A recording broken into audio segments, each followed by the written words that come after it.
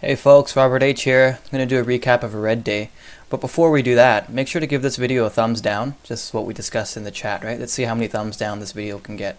So my first trade of the day was WBA.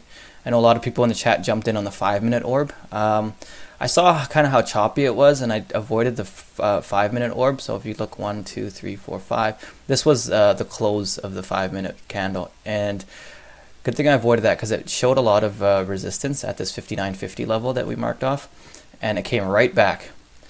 And then I saw it kind of coming right back down. It tested VWAP once, couldn't get there, and it was kind of losing these moving averages. So at 9:39 I went short.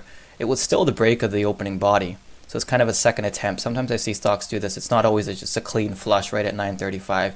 It'll go up and then come back down. But I got squeezed really bad here. I was probably in this trade for definitely less than a minute. It was probably 20 seconds or something, as you can see here, squeezed.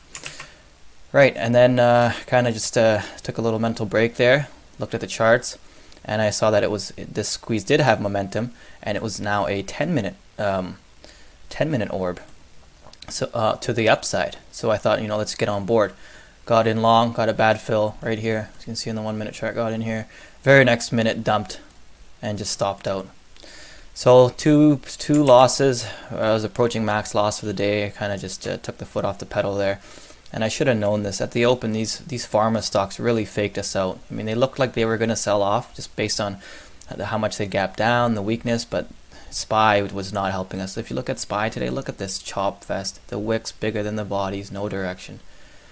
Just no direction whatsoever.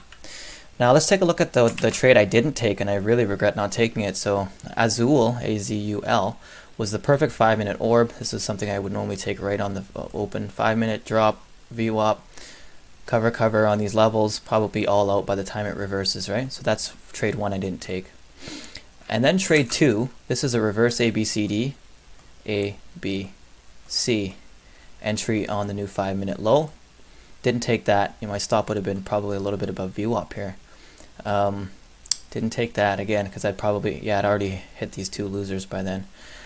And then the third trade I didn't take was a 30-minute opening range breakdown, which would have been, I guess here. This is something like this, somewhere in this range. I saw that it would, lost VWAP, clearly losing these moving averages and losing this one.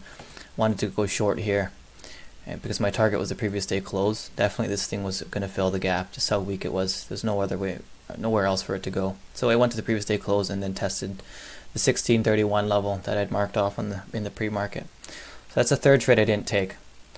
So basically 0 for 2 in real life and 3 for 3 in imaginary trades that I didn't take. Alright, thanks for watching. Let's give this video a thumbs down again. See you guys.